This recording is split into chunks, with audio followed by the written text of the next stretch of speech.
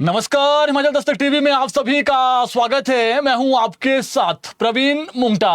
पूरा दिन हिमाचल प्रदेश में क्या कुछ खास रहा है, सभी बड़ी खबरों को लेकर आपके साथ हम जुड़ चुके हैं। आज की सबसे बड़ी जो महत्वपूर्ण खबर है, सेवानिवृत्त चतुर्श्रेणी कर्मचारियों का जितना भी बकाया था, लिव इनकैशमेंट, ग्रेच्युटी, उसको देने को लेकर आज सीएम ने आदेश दे दिए हैं। राज्य सरकार 300 करोड़ रुपए जो चतुर्श्रेणी कर्मचारियों का कहीं ना कहीं जो है बकाया था, उसको देने के आज ऑर्डर हुए हैं। आपको पूरी खबर हम बताएंगे। दूसरी जो बड़ी खबर है, राष्ट्रपति शिमला आ रही है, उसके लिए कहीं ना कहीं जो है वो पूरा जो रोड मैप है उनके लिए वो तैयार कर दिया गया है और 1000 के आसपास जो जवान हैं वो पूरी जो सुरक्षा व्यवस्था है उसको देखेंगे। तीसरी बड़ी खबर जो महत्वपूर्ण खबर है, कर्मचारियों को लेकर के, जो अनुबंध कर्मचारी है उनके लिए आज बहुत बड़ी खबर हाईकोर्ट से आई है। और हाईकोर्ट से खबर तो आई है, लेकिन इसके अलावा 3 महीने के अंदर वित्तीय लाभ भी मिलेंगे। जो कर्मचारियों वाला एक्ट सरकार लाई थी उसको कहीं ना कहीं जो है वो रद्द कर दिया गया है। ये बड़ी खबर है, आपको संक्षेप में पूरी खबर बताएंगे। और भी कई महत्वपूर्ण खबरें हैं। शुरुआत करते हैं पहली बड़ी खबर के साथ। प्रदेश सरकार ने सेवानिवृत्त चतुर्श्रेणी कर्मचारियों के लिए एक बड़ा फैसला जो है वो आज लिया है और इसमें जो है वो सरकार ने लंबे समय से ग्रेच्युटी और लीव इनकैशमेंट की मांग कर रहे कर्मचारियों को राहत दी है। प्रदेश सरकार ने 1 जनवरी 2016 से लेकर 31 जनवरी 2022 के बीच सेवानिवृत्त हुए या सेवा अवधि के दौरान मृत चतुर्श्रेणी के कर्मचारियों के ग्रेच्युटी और जो लिव इनकैशमेंट के शेष 30% बकाया को तत्काल जारी करने के आदेश जारी कर दिए हैं और ये किसी भी वक्त यानी कल परसों किसी भी वक्त खाते में आ जाएगा पैसा। प्रदेश सरकार पहले ही इस अवधि के दौरान अंतरिम राहत के रूप में पहली, दूसरी, तीसरी और चौथी किस्त तथा मूल पेंशन और मूल पारिवारिक पेंशन पर महंगाई भत्ते की 12 किस्तों का भुगतान कर चुकी है, जिन्हें पेंशन, पारिवारिक पेंशन के बकाया के साथ समायोजित जो है वो किया जा सकता है। उन्होंने कहा कि संबंधित पेंशन वितरक प्राधिकरणों को यह सुनिश्चित करने के निर्देश दिए गए हैं कि इस भुगतान के बाद सेवानिवृत्त चतुर्श्रेणी कर्मचारियों की ग्रेच्युटी और लिव इनकैशमेंट से संबंधित सभी बकाया राशि का संपूर्ण भुगतान सुनिश्चित हो। इनके भुगतान पर प्रदेश सरकार 300 करोड़ रुपए खर्च करेगी। तो ये महत्वपूर्ण खबर थी कहीं ना कहीं। हालांकि अभी भी बहुत सारे ऐसे कर्मचारी बच जाते हैं जो अन्य कर्मचारी है जिनका लिव इनकैशमेंट, ग्रेच्युटी रह जाती है, लेकिन सीएम ने यह जरूर कहा है कि चरणबद्ध तरीके से सभी को दिया जाएगा। अभी फिलहाल 300 करोड़ रुपए जो ये कर्मचारी हमने आपको बताए इन पर जो है वो खर्च होंगे और इसके आदेश दे दिए गए हैं और बहुत जल्दी अब जो है वो ये इनके खाते में आ जाएगा पैसा। दूसरी बड़ी खबर आज की बहुत महत्वपूर्ण खबर है। आपको इस खबर पर हम एक तो पहले आपको बताएंगे कि ये एक्ट क्या था और एक्ट से पहले क्या था। प्रदेश के लाखों कर्मचारियों को लेकर के खबर है। हाईकोर्ट ने हिमाचल प्रदेश भर्ती और सरकारी कर्मचारियों की सेवा की शर्त अधिनियम 2024 को रद्द कर दिया है। न्यायाधीश विवेक सिंह ठाकुर और न्यायाधीश रमेश वर्मा की खंडपीठ ने एक साथ 445 याचिकाओं का निपटारा करते हुए अधिनियम को कानून के प्रावधानों के विपरीत पाते हुए इसे रद्द कर दिया है। जो अधिनियम सरकार लाई थी, इसको जो है कानून के रूप में इसको कानून बनाई दिया सरकार ने। कोर्ट ने स्पष्ट किया है कि अधिनियम की धारा 3, 5 व 9 संवैधानिक ढांचे के विपरीत है और केवल इन धाराओं को असंवैधानिक घोषित करने के बाद शेष प्रावधानों में कुछ भी महत्वपूर्ण नहीं बचेगा और इसलिए अदालत संपूर्ण अधिनियम को निरस्त करने के लिए बाध्य है। यह हम हाईकोर्ट की लैंग्वेज में आपको बता रहे हैं। कोर्ट ने स्पष्ट तौर पर अपने निर्णय में कहा है कि विवादित अधिनियम को निरस्त किए जाने के मद्देनजर प्रतिवादी राज्य और उसके पदाधिकारियों द्वारा विवादित अधिनियम के आधार पर की गई सभी परिणामी कार्रवाई असंवैधानिक और अमान्य घोषित की जाती है और परिणाम स्वरूप विवादित अधिनियम के आधार पर जारी किए गए सभी आदेश, निर्देश, लाभों की वापसी, इनकार या पहले से ही की गई राहतों की वसूली का प्रस्ताव जो न्यायालय के आदेश के विपरीत हैं, रद्द और निरस्त किए जाते हैं, यह हाईकोर्ट ने कहा है। और सक्षम अधिकारियों को यह निर्देश दिए गए हैं कि वे सक्षम न्यायालय द्वारा पारित निर्णयों के अनुसार कर्मचारियों को आज से 3 महीने के भीतर, सुनिए इंपॉर्टेंट है ये, 3 महीने के भीतर लाभ प्रदान करना सुनिश्चित करें। आरंभ में अनुबंध पर नियुक्त हुए हजारों कर्मचारियों ने उक्त एक्ट को चुनौती दी थी। कर्मचारियों का कहना था कि सरकार ने 2003 के बाद उन्हें अनुबंध पर नियुक्त किया था और समय समय पर उन्हें नियमित किया गया। उन्हें जब अनुबंध सेवा अवधि को नियमित सेवा के साथ नहीं, उनकी जो अनुबंध सेवा है उसको नहीं जोड़ा गया और वित्तीय लाभ नहीं दिए गए तो उन्हें अदालत का जो दरवाजा है वो खटखटाना पड़ा। सुप्रीम कोर्ट तक जो है वो केस जीतने के बाद उन्हें दिए गए वित्तीय लाभ वापस लेने के लिए सरकार ने एक असंवैधानिक अधिनियम लाया, ये कर्मचारी के अनुसार है। और कर्मचारियों का कहना है था कि बेशक सरकार के पास अधिनियम लाने की शक्तियां हैं परंतु उनके पास भी उसका प्रतिकार करने का अधिकार है। सरकार ने अधिनियम लाकर न केवल उनके वित्तीय लाभ छीनने की कोशिश की है बल्कि संविधान को बदलने का प्रयास भी किया है जो उनके क्षेत्राधिकारी में नहीं आता है। कर्मचारियों की ओर से दलील दी गई थी कि सरकार न्यायपालिका पर अतिक्रमण कर रही है क्योंकि अदालत के निर्णयों को केवल अदालती निर्णयों से ही बदला या पलटा जा सकता है। सरकार अधिनियम लाकर अदालत के निर्णय में रह गई किसी त्रुटि को दूर करने को शक्ति रखती है। मध्य प्रदेश भर्ती और सरकारी कर्मचारियों की सेवा की शर्त अधिनियम 2024 एक्ट लाई है जिसकी आड़ में हाईकोर्ट सहित सुप्रीम कोर्ट के आदेशों का अतिक्रमण करने की कोशिश की जा रही है। ये कोर्ट में दलीलें दी गई है।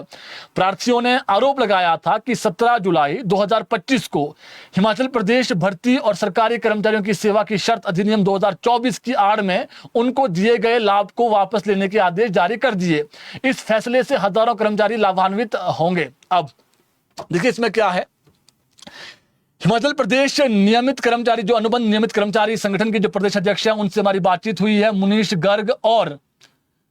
मुनीश गर्ग इसके अलावा जो है वो और हैं महासचिव अनिल सेन।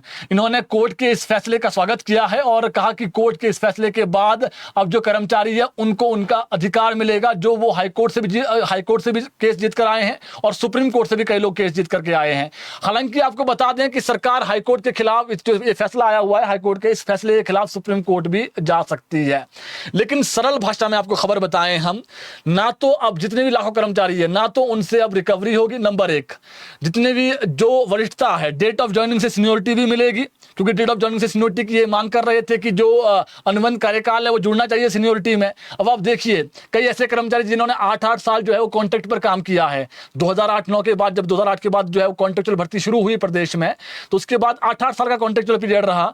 फिर सरकारों ने क्या किया, चाहे वो भाजपा की सरकार हो या फिर कांग्रेस की सरकार हो, किसी सरकार ने 6 कर दिया, फिर 5 कर दिया, फिर 3 कर दिया, फिर 2 कर दिया। तो ऐसे में कर्मचारी 8 साल के बाद कुछ कर्मचारी रेगुलर हुए। तो अब अगर उनको 8 साल तो उन्होंने लगा लिए रेगुलर होने के लिए, सैलरी भी कम मिली, अगर उसका लाभ उनको ना मिले फर्स्ट डे से ही उसकी सीनियोरिटी में तो वो उनके साथ कहीं ना कहीं अन्याय भी था। तो अब इस पूरे मामले में देखिए सरकार सुप्रीम कोर्ट जा सकती है, रास्ता खुला है। लेकिन अब जो कर्मचारी है साफ शब्दों में कहें जिनको वरिष्ठता मिल गई है, मान लीजिए कर्मचारी जो केस जीत करके आए हाई कोर्ट से या फिर सुप्रीम कोर्ट से, जितने भी केस कर्मचारी जीत के आए हैं उनको कुछ को लाभ दे भी दिया गया था। लेकिन फिर सरकार ने एक्ट लाया, फिर ऑर्डर निकाले कि आपको वित्तीय लाभ वापसी देने पड़ेंगे। लेकिन अब कहीं ना कहीं जो है वो जो वित्तीय लाभ उनको रिकवरी पड़नी थी वो रिकवरी भी इस जो आज का फैसला हुआ है हाई कोर्ट के उसके बाद अब नहीं देनी पड़ेगी। दूसरा, उनको डेट ऑफ ज्वाइनिंग से सीनियोरिटी मिलेगी और तीसरा 2011 के बाद वाले जो कर्मचारी अनुबंध कर्मचारी उनको जो वित्तीय लाभ है वो भी मिलेंगे। तो ये जो कहीं ना कहीं जो कर्मचारियों को लग रहा था कि उनके जो अधिकार है उनका साथ हनन हो रहा है, तो उस पर जो आज कोर्ट का फैसला आया है।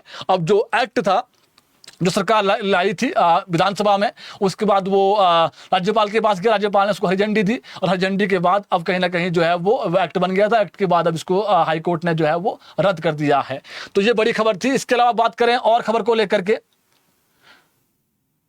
दूसरी खबर की बात करें तो इसमें जो इंपॉर्टेंट है फाइलें जो आज सीएम सुखविंदर सिंह सुक्खू ने ओकोवर में ही जो जरूरी फाइलें हैं वो निपटाई है और कल भी सीएम शिमला में ही रहेंगे। तो सीएम आज शिमला में ही थे जी और सीएम आज जो है वो जो ओकोवर थे सचिवालय नहीं आए और जरूरी फाइल उन्होंने निपटाई है।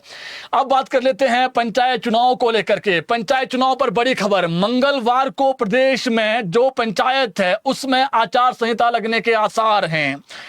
कानूनी पैंच में उलझी पंचायतों की रिवाइज्ड लिस्ट सोमवार को आएगी। राज्य चुनाव आयोग ने अदालती आदेशों वाली रिवाइज्ड वोटर लिस्ट 27 अप्रैल को जारी करने को कहा है।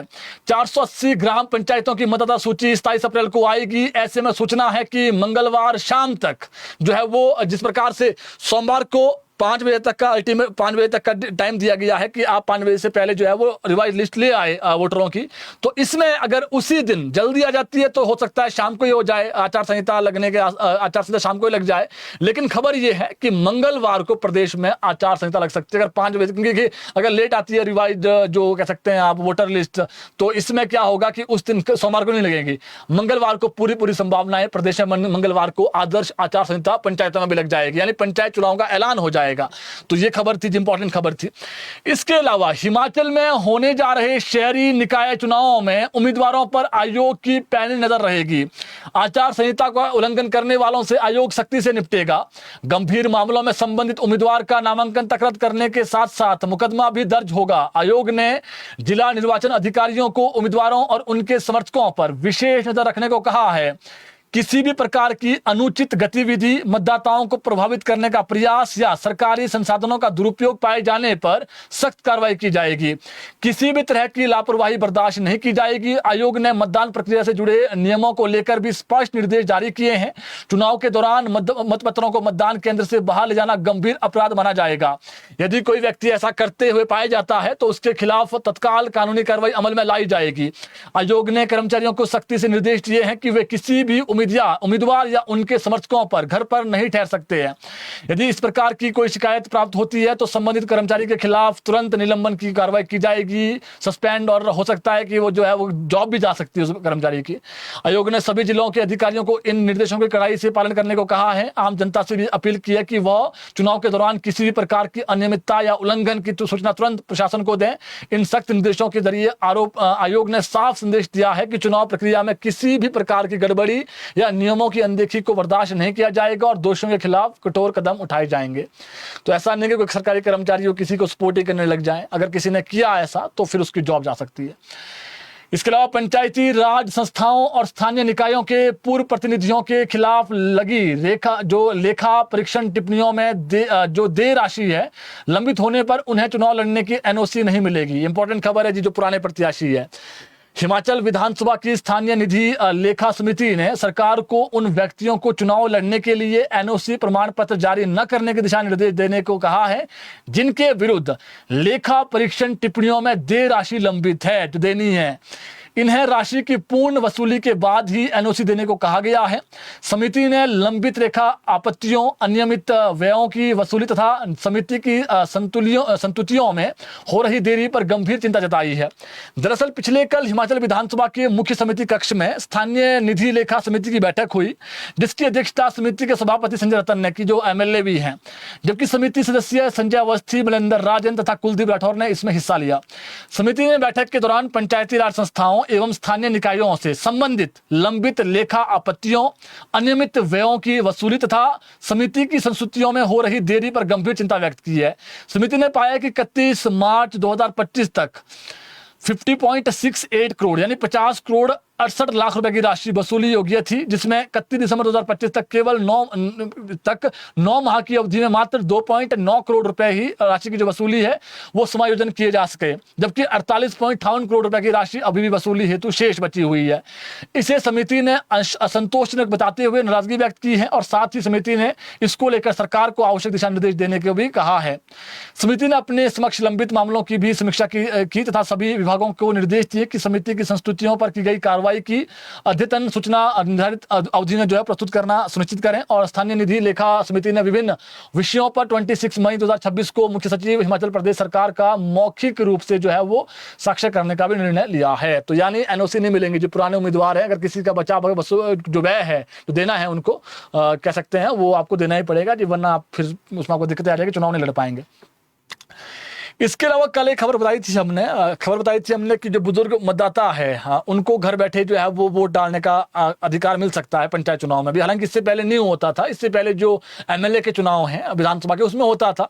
लेकिन आज क्या खबर है कि हिमाचल निकाय चुनाव में बुजुर्गों और दिव्यांगों के घर से मतदान की नहीं जो सुविधा है वो नहीं मिलेगी। फिलहाल बूथ पर ही उनको वोट डालना पड़ेगा। दरअसल हिमाचल प्रदेश में स्थानीय निकायों के चुनाव की तैयारी चल रही है, जिसमें शहरी निकायों की घोषणा हो चुकी है और पंचायती राज संस्थाओं के चुनाव की जो घोषणा है वो मंगलवार को होनी है। संभावना पूरी। ऐसे में 85 वर्ष से जो अधिक आयु के जो बुजुर्ग थे, जो हमने कल बताया था कि ऐप तैयार किया जा रहा है, लेकिन अभी फिलहाल क्योंकि समय कम रह गया है, तो ये थोड़ा सा अगर पहले करते तो हो भी सकता था जो ये ऐप की तैयारी थी। अब जो दिव्यांग हैं इनको भी जो है मतदान करने की जो सुविधा है वो घर पर नहीं मिलेगी फिलहाल, इन्हें भी बूथ स्तर पर जाकर के जो है मतदान करना होगा। राज्य निर्वाचन आयोग ने स्पष्ट किया है कि इतने कम समय में 22,000 मतदान केंद्रों पर पंजीकृत मतदाताओं के लिए यह सुविधा उपलब्ध कराना संभव नहीं हो पाएगा, इसलिए सभी मतदाताओं को अपने मतदान केंद्रों पर जाकर ही अपने जो मताधिकार का प्रयोग है वो करना होगा। लोकसभा विधानसभा चुनाव में 85 वर्ष से अधिक आयु के जो बुजुर्ग हैं इनको जो चाहे वो दिव्यांग भी हो, इनको सुविधा मिलती रही है। इस बार लग रहा था कि जो पंचायत चुनाव है, स्थानीय निकाय के चुनाव हैं, इसमें भी इनको जो है सुविधा मिलेगी, लेकिन आज जो सूचना हमारे पास है इसकी संभावनाएं कम है। इसके तकनीकी शिक्षा मंत्री राजेश धर्माणी ने आगामी स्थानीय निकायों और पंचायत चुनाव को लेकर आज एक बड़ा बयान दिया है। उन्होंने बिलासपुर में पत्रकारों से बातचीत में कहा कि इन चुनावों में पार्टी कार्यकर्ताओं पर किसी भी तरह का जो है वो बंधन नहीं लादा जाएगा। जो भी कार्यकर्ता चुनाव लड़ने का इच्छुक है वो स्वतंत्र रूप से मैदान में उतर सकता है। राजेश धर्माणी ने कहा कि किसी बड़े नेता की पसंद जरूरी नहीं कि जनता की भी पसंद हो। जनता को अपना प्रतिनिधि चुनने का पूरा अधिकार है। जहां एक ही पद के लिए कई दावेदार होंगे, वहां सभी को अपनी किस्मत आजमाने का पूरी जो छूट है वो कांग्रेस पार्टी देगी। मंत्री ने इस निर्णय के पीछे का मुख्य कारण बताया कि कई बार जब संगठन की ओर से किसी एक नाम को थोपा जाता है तो पार्टी के भीतर गुटबाजी, आपसी खींचतान और जो विवाद की स्थिति पैदा होती है, इससे कार्यकर्ताओं में जो है असंतोष बढ़ता है। लोकतांत्रिक व्यवस्था को बनाए रखने और संगठन में एकजुटता सुनिश्चित करने के लिए कार्यकर्ताओं को ये स्वतंत्रता देना जरूरी है। यानी जहां बहुत उम्मीदवार हो जाएंगे, मान लीजिए जिला परिषद का कोई उम्मीदवार देना है कांग्रेस, हालांकि ये सिंबल पर तो नहीं होता है, लेकिन किसी को देना है उम्मीदवार, तो फिर ऐसा नहीं कि एक व्यक्ति को जबरदस्ती थोपा जाए। ये कांग्रेस का उम्मीदवार है जी, मान लीजिए ना कि चुनाव तो जिला परिषद के वार्ड चाहे वो पंचायत प्रधानों के हो नहीं होते हैं, लेकिन फिर भी बात वही होती है कि कई बार कांग्रेस का वोटर है, इसको वोट देना है, तो उसमें क्या है स्वतंत्रता दी गई है। हालांकि एमसी चुनाव में जो है वो कांग्रेस पार्टी अपने जो है वो कैंडिडेट देगी। इसके अलावा कांग्रेस अध्यक्ष विनय कुमार ने आज जिला शिमला, सोलन, सिरमौर व किन्नौर के जो ब्लॉक अध्यक्ष हैं उनके साथ शिमला में बैठक की। इस दौरान उन्होंने ब्लॉक अध्यक्षों से संगठन के कार्यों को पूरी ईमानदारी व निष्ठा से पूरा करने को कहा है। उन्होंने कहा कि हर 3 माह में उनके कार्यों की समीक्षा की जाएगी और बेहतर कार्य करने वाले अध्यक्षों व अन्य पदाधिकारियों को संगठन में विशेष प्रोत्साहन दिया जाएगा। विनय कुमार ने कहा कि उनके क्षेत्रों में पार्टी के साथ अधिक से अधिक जो लोग हैं उसको जोड़ने का जो काम है वो होना चाहिए और प्रचार प्रसार करें पार्टी का। उन्होंने पार्टी के उन लोगों को भी आगे लाने का आह्वान किया है जो किसी न किसी वजह से पार्टी से दूर हो गए हैं। जो अच्छा काम करेगा उसको जो है वो और जो बड़ा पद है और वो है वो आगामी समय में पार्टी देगी, ये उन्होंने कहा है। इसके अलावा एचपीयू में छात्रों से यूनिवर्सिटी डेवलपमेंट फंड वसूलने को लेकर एक नई नोटिफिकेशन आज हुई है और यह आदेश आज विश्वविद्यालय प्रशासन की ओर से किया गया है, जिसमें पहले जारी अधिसूचना को निरस्त करते हुए नई दरें तय कर दी गई है। विश्वविद्यालय की कार्यकारी परिषद की 28 मार्च को हुई बैठक में लिए गए निर्णय के अनुसार अब विश्वविद्यालय से संबंध सभी कॉलेज और एचपीयू के छात्रों से यह फंड लिया जाएगा। आदेशों के मुताबिक जो IRDP है, बीपीएल के बच्चे हैं, जो गरीब बच्चे हैं, उनसे 250 रुपये लिया जाएगा और जो अन्य छात्र हैं उनसे 500 रुपये जो है वो वसूली की जाएगी, यानी लिए जाएंगे। विश्वविद्यालय प्रशासन ने स्पष्ट किया है कि यह राशि छात्रों से केवल एक बार प्रवेश के समय ही ली जाएगी। साथ ही इस फंड से संबंधित सभी खातों का संचालन विश्वविद्यालय के वित्त विभाग द्वारा किया जाएगा। इस फैसले को विश्वविद्यालय के विकास कार्यों के लिए जो है वो संसाधन जुटाने की दिशा में एक अहम कदम माना जा रहा है। तो इसमें खबर यही है कि जब आप एडमिशन के लिए जाते हैं तो डेवलपमेंट फंड लेगी आपसे यूनिवर्सिटी, चाहे वो कॉलेज हो या फिर यूनिवर्सिटी एचपीयू के बच्चे जो भी एडमिशन में आएंगे। 250 रुपये जो है वो जो फीस के अतिरिक्त होगा, 250 रुपये IRDP और जो बीपीएल वाले लोग हैं और बाकी के लिए 500 रुपये रहेगा। इसके अलावा राज्य चयन आयोग HPRCA ने गणित विषय के शिक्षकों के 312 पदों को फिक्स मानदेय आधार पर भरने के लिए आयोजित हुई परीक्षा का जो परिणाम है आज घोषित कर दिया है। यह कंप्यूटर बेस्ड स्क्रीनिंग टेस्ट 26 मार्च को आयोजित किया गया था और आयोग ने परीक्षा परिणाम अपनी आधिकारिक जो वेबसाइट है उस पर अपलोड कर दिया है, जहां अभ्यर्थी अपना परिणाम देख सकते हैं। हालांकि इसको आप हिमाचल दस्तक पर हमने डाला हुआ है, इसका रिजल्ट आप देख सकते हैं वहां पर। आयोग के अनुसार इस परीक्षा में कुल 493 जो अभ्यर्थी है वो उत्तीर्ण हुए हैं, जिन्हें अब डॉक्यूमेंट वेरिफिकेशन के लिए बुलाया जाएगा। यह प्रक्रिया 14 मई को सुबह 10 बजे से आयोग का जो परिसर है हमीरपुर वहां पर आयोजित होगी। अभ्यर्थियों के लिए विस्तृत शेड्यूल आएगा कि आयोग की वेबसाइट पर जो है वो अलग अलग से अपलोड किया जाएगा। साथ ही उम्मीदवारों को उनकी ईमेल आईडी पर भी सूचना दी जाएगी। आयोग की ओर से स्पष्ट किया गया है कि उम्मीदवारों को अलग से कोई कॉल लेटर या जो बुलावा पत्र नहीं भेजा जाएगा। डॉक्यूमेंट वेरिफिकेशन के दौरान अभ्यर्थियों को अपने सभी आवश्यक दस्तावेज और जो मूल प्रतियां हैं उनकी जो स्व प्रमाणित जो फोटो है, कॉपियों के दो जो सेट है वो आवेदन जो है अपने साथ लाने पड़ेंगे, और आवेदन पत्र की डाउनलोड की गई जो प्रति है और जो वैध पहचान पत्र है वो भी लाने होंगे। तो आप डॉक्यूमेंट सारे ले जाएं अपने, जितने भी लोग हैं जो ये उत्तीर्ण हुए हैं। इसके अलावा प्रदेश में स्कूल कॉम्प्लेक्स व्यवस्था को प्रभावी बनाने के लिए शिक्षा विभाग ने बिना शिक्षक वाले प्राथमिक विद्यालयों में अब टीजीटी, सीएनवी और प्रवक्ताओं की सेवाएं अनिवार्य रूप से लेने के फैसला लिया है। टीचर्स के लिए आदेश है जी। विभाग ने सभी राजकीय वरिष्ठ माध्यमिक स्कूलों के प्रधानाचार्यों और कॉम्प्लेक्स प्रभारियों को इस बाबत निर्देश कर दिया। हालांकि देर शाम को ऑर्डर हुआ है ये। स्कूल शिक्षा निदेशक ने बताया कि पहले जारी दिशा निर्देशों के बावजूद कई कॉम्प्लेक्स प्रमुख इन आदेशों की पालना नहीं कर रहे हैं। पाया ये उन्होंने खासकर ऐसे प्राथमिक विद्यालय जहां एक भी शिक्षक तैनात नहीं है या शिक्षकों की भारी कमी है, वहां उच्च विद्यालयों और वरिष्ठ माध्यमिक स्कूलों से स्टाफ की डेपुटेशन नहीं की जा रही है। उन्होंने इस पर नाराजगी जताते हुए कहा कि यह स्थिति विद्यार्थियों के भविष्य के साथ समझौता है और कॉम्प्लेक्स प्रणाली का मुख्य उद्देश्य ही संसाधनों और मानव बल का साझा उपयोग यानी शेयरिंग ऑफ मैन पावर है, ताकि किसी भी स्कूल में पढ़ाई बाधित ना हो। अब क्या हुआ कि ताज़ा निर्देशों के अनुसार मिडिल, हाई और वरिष्ठ माध्यमिक स्कूलों से टीजीटी, सीएनवी और प्रवक्ताओं को जरूरत के अनुसार प्राथमिक स्कूलों में भेजा जाएगा। ऐसे प्राथमिक स्कूल जहां 2 जेबीटी शिक्षक उपलब्ध है और छात्र संख्या 15 से अधिक है, वहां से किसी भी शिक्षक की डेपुटेशन नहीं की जाएगी। जिन स्कूलों में शिक्षकों की कमी है, वहां प्राथमिकता के आधार पर स्टाफ उपलब्ध कराया जाएगा। निदेशक आशीष कोहली ने स्पष्ट किया है कि शैक्षणिक जो sharing of man power he school complex व्यवस्था की मूल भावना है और प्राथमिक स्कूलों में शिक्षकों के नियुक्त ना होने के लिए स्कूल कॉम्प्लेक्स के प्रिंसिपल जिम्मेदार होंगे और बिना शिक्षक और एकल शिक्षक वाले प्राथमिक स्कूलों की बढ़ती संख्या पर शिक्षा विभाग ने जवाबदेही जो है तय करने का फैसला भी लिया है। स्कूल शिक्षा निदेशालय ने जो आदेश निकाले हैं उसके अनुसार अब किसी भी सूरत में कोई भी प्राथमिक विद्यालय बिना शिक्षक के नहीं रहेगा। पत्र में कहा गया है कि राज्य में शिक्षक छात्र अनुपात देश में बेहतर स्थिति में है अन्य राज्यों के मुकाबले। प्राथमिक स्तर पर 12, मिडिल में 7, हाई स्कूल में 8 और वरिष्ठ माध्यमिक स्तर पर जो है वो 11 का पीटीआर होने के बावजूद स्कूलों में शिक्षक की कमी का मुद्दा प्रबंधन को जो है प्रबंधन की जो खामी को दर्शाता है। खबर यही है कि जो ये टीचर हमने बताया आपको, ये सीएनवी और भी जो हमने बताए, तो इनको अगर जो है वो छोटे बच्चों को भी पढ़ाना पड़ेगा जहाँ पर जो है वो दिक्कत है, जहाँ पर टीचर्स नहीं है। इसके अलावा एचपीयू ने बड़ा प्रशासनिक निर्णय लेते हुए सरकारी कॉलेजों के 120 जो प्राध्यापक है उनकी पीएचडी सुपरवाइजर के रूप में मान्यता प्रदान की है। अब क्या किया कि विश्वविद्यालय की जारी सूची के साथ ही यह व्यवस्था लागू हो गई है और चयनित जो प्राध्यापक हैं अब शोधार्थियों का औपचारिक मार्गदर्शन कर रहे हैं। इससे विश्वविद्यालय पर दबाव कम होगा। यह निर्णय नई राष्ट्रीय शिक्षा जो नीति है 2020 के प्रावधानों के अनुरूप जो है वो लिया गया है, जिसमें शोध और नवाचार को संस्थागत स्तर पर विस्तारित करने पर जोर रहेगा।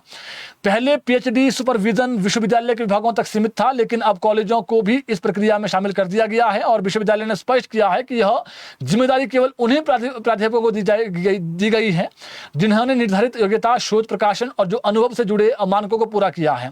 स्क्रीनिंग और मूल्यांकन के बाद अंतिम सूची जारी की गई है और इस फैसले के बाद प्रदेश में पीएचडी मार्गदर्शन की उपलब्धता सीधे तौर पर बढ़ गई है और शोधार्थियों को अपने नजदीकी कॉलेजों में ही सुपरवाइजर मिल रहे हैं, जिससे विवि परिसरों में जो विवि परिसर है उसमें जो निर्भरता है वो घटी है।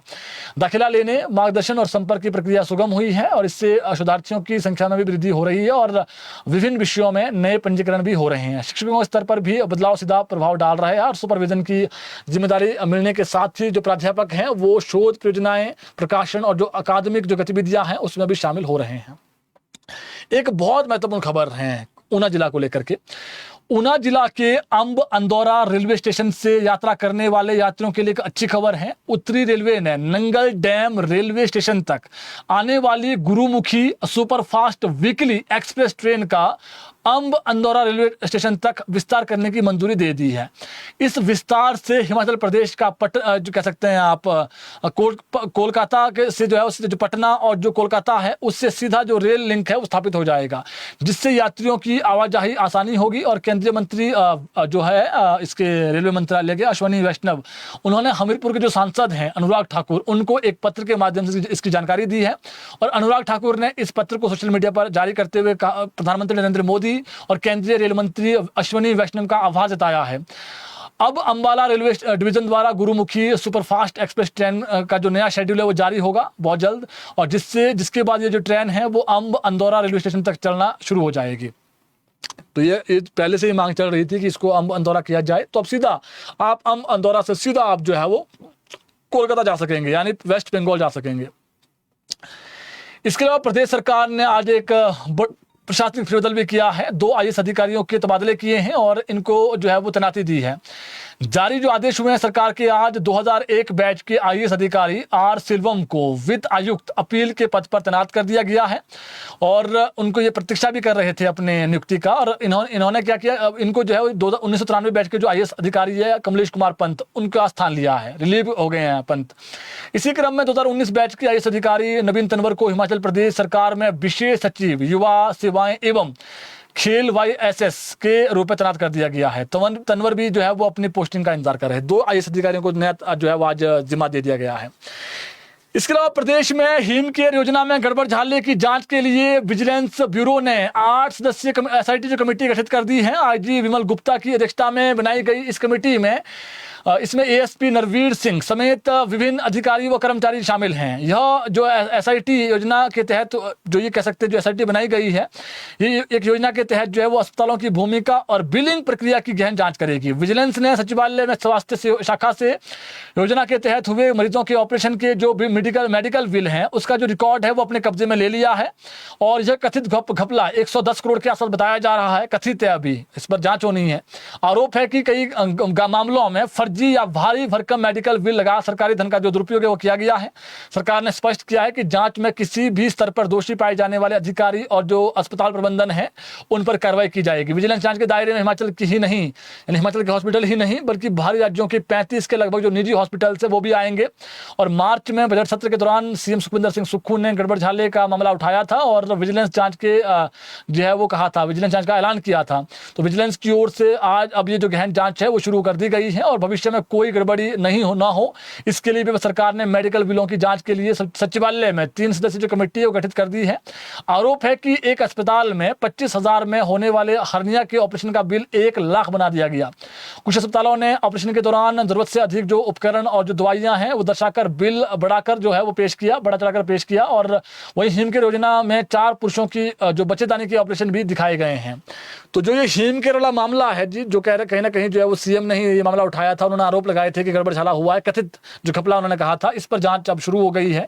और जो हमने बताया विमल गुप्ता, ये इस मामले को देखेंगे, विजिलेंस के बड़े अधिकारी हैं। और हमने एक और अधिकारी का नाम बताया आपको ASP का, वो इसमें है। और जो रिकॉर्ड हैं पिछली सरकार में कितना कहाँ पैसा गया वो रिकॉर्ड भी ले लिया गया है मेडिकल विभाग से, मेडिकल डिपार्टमेंट से, कि किसको कितना पैसा गया। और जो 35 के लगभग जो निजी हॉस्पिटल्स है उन पर भी गाज गिर सकते हैं। कहीं पर जो है एक इसमें मामला सामने आया है कि हर्निया का ऑपरेशन जिसमें बहुत कम पैसों में जो होता था उसका बिल 1 लाख बना दिया गया। और अब इस पर पूरे मामले में जो जांच है वो आगे की जाएगी। इसके अलावा हाईकोर्ट ने बेटी की करुणामूलक नियुक्ति से जुड़े मामले में सरकार की उस नीति को अस्वीकार्य ठहराया है जिसके तहत यह शर्त लगाई गई थी कि यदि नियुक्ति के समय प्रार्थी बेटी की शादी हो गई हो तो उसे ज्वाइनिंग नहीं दी जाएगी। अब कोर्ट ने इस शर्त के संदर्भ में कहा है कि यदि कोई पुत्री अविवाहित रहते हुए करुणामूलक नियुक्ति के लिए आवेदन करती है तो उसकी स्थिति को नियुक्ति उसकी जो स्थिति है उसको नियुक्ति को पेशकश के समय तक अविवाहित पुत्री की ही माना जाएगा, यानी वो अविवाहित मानी जाएगी, उसको जॉब देनी पड़ेगी चाहे उसने इस बीच विवाह किया हो या नहीं। यदि ऐसे उम्मीदवार द्वारा वैवाहिक स्थिति प्रमाण पत्र प्रस्तुत किया जाना है तो वह उस तिथि से संबंधित होगा जब उसने पद के लिए आवेदन किया था, न कि उस तिथि से जब उसे नियुक्ति की पेशकश की जा रही है। कोर्ट के समक्ष मुद्दा था कि क्या अनुकंपा नियुक्ति के लिए आवेदन करने वाली अविवाहित पुत्री तब जो है वो अपात्र हो जाती है जब वह पद के लिए आवेदन करने के बाद और नियुक्ति की पेशकश से पहले विवाह कर लेती है। कोर्ट ने स्थिति में पुत्री को तब तक अविवाहित समझने के आदेश दिए हैं जब तक उसे नियुक्ति की पेशकश नहीं की जाती है, बशर्ते वह आवेदन के समय अविवाहित हो। कोर्ट ने कहा कि किसी पुत्री से यह अपेक्षा नहीं की जा सकती है कि वह अनुकंपा नियुक्ति के लिए अपने आवेदन पर निर्णय लेने के लिए वर्षों तक प्रतीक्षा करें, शादी का विवाह न करें। कोर्ट ने राज्य सरकार को आदेश दिए हैं कि वह याचिकाकर्ता जो श्यामा कुमारी है, ये गई थी जी कोर्ट 31 अगस्त 2022 के नियुक्ति पत्र के आधार पर उनकी जो सेवा है उसको उसमें जो शामिल होने की तिथि से दैनिक वेतनभोगी चपरासी के के रूप में नियुक्त माना जाए और उन जो जितने भी परिणामी लाभ हैं, मौद्रिक लाभ है और जो वरिष्ठता शामिल है वो भी दिए जाएं, क्योंकि वर्तमान मामले में याचिकाकर्ता को संबंधित विभाग द्वारा परिस्थितियों का शिकार बनाया गया है। तो खबर ये है कि अगर कोई जो है वो करुणामूलक है, माता पिता की ऑन ड्यूटी डेथ हुई है और बेटी, जैसे मान लीजिए आज बेटी ने आवेदन कर दिया, तो बेटी ने आवेदन कर दिया है, उस वक्त वो अविवाहित है, वही जो है वो डेट मानी जाएगी जिस दिन उसने जो है वो अप्लाई किया है, उस वक्त अविवाहित है वो। उसके बाद जब उसका हो जाता है, अगर उस वक्त उसने शादी कर ली, तो जो पहले वाला जब वो अविवाहित थी वो माना जाए जब उसने अप्लाई किया था। यानी शादी के बाद अप्लाई नहीं माना जाएगा, वो तो गलत होगा, लेकिन शादी से पहले अगर उसने अप्लाई कर दिया है तो वो माना जाए। ऐसा नहीं कि आप जो शादी के बाद वाली डेट को ना ले, शादी से पहले वाली डेट जिस दिन उसने अप्लाई किया था उस जॉब के लिए अनुकंपा आधार पर उसको लिया जाए। अब जो याचिकाकर्ता है इसको बैक डेट से लाभ मिलेंगे। इसके अलावा राष्ट्रपति द्रौपदी मुर्मू परसों यानी 27 अप्रैल को शिमला आ रही है जी, और 2 मई तक वो हिमाचल प्रदेश की राजधानी शिमला में रहेगी। इसके लिए हिमाचल प्रदेश पुलिस ने उच्च स्तरीय तैयारी शुरू कर दी है। आपको बता दें, राष्ट्रपति द्रौपदी मुर्मू 27 अप्रैल को शिमला पहुंचेगी और अपने 6 दिवसीय दौरे में शिमला, पालमपुर, अटल टनल रोहतांग और लाहौल स्पीति क्षेत्र का वो दौरा करेगी। 1000 पुलिस जवान सुरक्षा में रहेंगे। आपको मालूम है राष्ट्रपति शिमला आती है, यहाँ पर जो आधिकारिक उनका निवास है वहाँ पर जो है वो रहेगी कुछ दिन, राष्ट्रपति निवास इसको कहा जाता है। हालांकि पहले वो खुला नहीं था, अब जो है वो आम जनता जाती है जब वहाँ राष्ट्रपति ने, हालांकि राष्ट्रपति अब आ रही है तो अब तो वो बंद कर दिया गया है, लेकिन राष्ट्रपति के वापसी जाने के बाद फिर से वहाँ पर जो आम लोग हैं वो उसको निहारने और देखने आ सकते हैं। तो 1000 जवान रहेंगे जी सुरक्षा में। थोड़ी दिक्कतें हो सकती है, लेकिन पुलिस ने दावा किया, हिमाचल पुलिस ने, कि हम जो है वो ट्रैफिक व्यवस्था में कोई कमी नहीं आने देंगे, ट्रैफिक व्यवस्था को सुचारू रखेंगे। इसके अलावा जिला शिमला पुलिस ने सैन चौक के समीप राष्ट्रीय राजमार्ग 305 पर गश्त के दौरान HRTC बस में यात्रा कर रहे जिला कांगड़ा के 30 वर्षीय पंकज कुमार से 5.652 किलोग्राम चरस बरामद की है। 5 किलो चरस बरामद की है। आरोपी को गिरफ्तार कर लिया गया है। दरअसल पुलिस थाना कुमारसैन की टीम ने स्पेशल सेल शिमला के सहयोग से लुहरी सड़क पर नाकाबंदी की थी। इसी दौरान विश्वसनीय सूचना के आधार पर कुल्लू से बागा सरहान जा रही एक निगम बस को जांच के लिए रोका गया। इस संबंध में पुलिस थाना कुमारसैन में NDPS एक्ट के तहत मामला दर्ज कर लिया गया है और SSP शिमला गौरव सिंह ने बताया कि आरोपी को गिरफ्तार कर लिया गया और उसे न्यायालय में पेश किया जाएगा। मामले में आगे जो है जांच की जा रही है। सोचने वाली बात है जी, HRTC की बस गवर्नमेंट बस और उसमें 5 किलो चरस लेके जा रहा है व्यक्ति, हालांकि इसको पकड़ लिया गया है। अगर आपको लगे कोई व्यक्ति संदिग्ध है HRTC बस में जो नशा चिट्टा ले जा रहा है या फिर कुछ और नशा ले जा रहा है, तो उसकी जानकारी आप तुरंत पुलिस को दें कॉल करके, ताकि ऐसे लोग पकड़े जाएं, वरना गाँव में चला जाएगा नशा। इसके अलावा कुल्लू जिला में पंजाब पुलिस की क्राइम इन्वेस्टिगेशन एजेंसी और कुल्लू पुलिस ने संयुक्त ऑपरेशन एक कुख्यात गैंगस्टर सहित 8 लोगों को गिरफ्तार किया है, जिनमें 2 महिलाएं भी हैं। इस हाई प्रोफाइल गिरफ्तारी के बाद इलाके में हड़कंप सा मच गया। पुलिस ने पर्वतीय घाटी के मणिकरण के पास इस कार्रवाई को अंजाम दिया। कुख्यात गैंगस्टर की पहचान हरप्रीत सिंह के रूप में हुई है। गैंगस्टर के साथ उसके साथियों, नाम बता दें आपको, राम सिंह, गुरप्रीत सिंह, सतनाम उर्फ सागर, सिकंदर और राजविंदर, और 2 महिला महिला साथी कोमल और तरविंदर कौर इनका नाम है। गिरफ्तार किया गया है। जानकारी के अनुसार सभी पिछले वीरवार को मणिकरण पहुंचे थे और वहां एक निजी होटल में ठहरे हुए थे। पंजाब पुलिस को इन लोगों की लोकेशन और गतिविधियों की भनक लग चुकी थी और पुलिस लगातार इन्हें ट्रैक कर रही थी। जब ये बरशैनी से मणिकरण की तरफ वापस लौट रहे थे, तभी पुलिस टीम ने घेराबंदी कर शिला के पास, शिला जगह पड़ती है, वहां दबोच लिया। इसी कार्रवाई में कुल्लू पुलिस ने पंजाब पुलिस का पूरा सहयोग किया। मुख्य आरोपी हरप्रीत सिंह के खिलाफ पहले से ही कई गंभीर आपराधिक जो मामले वो दर्ज हैं। हाल ही में 20 अप्रैल को उस पर BNS की धारा 109, 3-5 और शस्त्र अधिनियम की धारा 25 के तहत केस दर्ज किया गया है। उस पर आरोप है कि उसने एक व्यक्ति के घर पर गोलीबारी कर फिरौती के लिए डर का माहौल बनाने का प्रयास किया था। और कुल्लू के SP मदन लाल कौशल ने बताया कि यह कार्रवाई पंजाब पुलिस और स्थानीय पुलिस की जो है वो आपसी तालमेल के साथ हुई है और फिलहाल जो गिरफ्तार किए गए सभी आरोपियों को से गहन पूछताछ जारी है। तो अच्छी बात है जी, जब कोई पंजाब में चाहे गैंगस्टर है, चाहे पंजाब को हिमाचल प्रदेश का हो, तो सहयोग की इसमें अपेक्षा रहती ही है। हिमाचल पुलिस ने पूरा सहयोग किया पंजाब पुलिस को। अब बात कर लेते हैं मौसम की। आज शाम को कुछ स्थानों पर प्रदेश में बारिश हो सकती है जो हाई एल्टीट्यूड वाले एरियाज हैं, लेकिन कल मौसम प्रदेश में जो है वो साफ रहेगा। आज भी बहुत गर्मी थी प्रदेश में, लेकिन एक अच्छी खबर बता दें आपको, 27 तारीख से मौसम खराब हो जाएगा। 27 को जो है वो जो ऊंचे जैसे लाहौल स्पीति, किन्नौर, चंबा, कुल्लू, मंडी, यहाँ पर बारिश होने की संभावनाएं हैं। लेकिन 28, 29, 30 को प्रदेश में अधिकांश जगहों पर बारिश और जो ओलावृष्टि होने की भी संभावनाएं हैं। भगवान करे ओलावृष्टि ना हो। पिछले कल शिमला जिला के जो है वो जुबल में, गिलटाड़ी में भारी ओलावृष्टि हुई, जिससे किसानों बागवानों को भारी नुकसान हुआ है। तो और जिसके अलावा जो आने वाला एरिया है वहाँ पर भी एक गाँव में कई गाँव में जो है वो ओलावृष्टि हुई है। और ऐसे में 28, 29, 30 को एक बार बारिश तो जरूर है, लेकिन ओलावृष्टि के भी आसार हैं। तो ऐसे किसानों बागवानों के लिए ओलावृष्टि तो जो है वो कहीं ना कहीं अच्छे संकेत नहीं है, लेकिन बारिश 28, 29, 30 को होगी। और जो आज टेम्परेचर था ऊना में, तो आज रिकॉर्ड तोड़ गर्मी रिकॉर्ड की गई है। तो जो बड़ी खबरें थी आप तक पहुंचा दी है, बुलेटिन शेयर करें ताकि और लोगों तक भी अपडेट पहुंच सकें। धन्यवाद।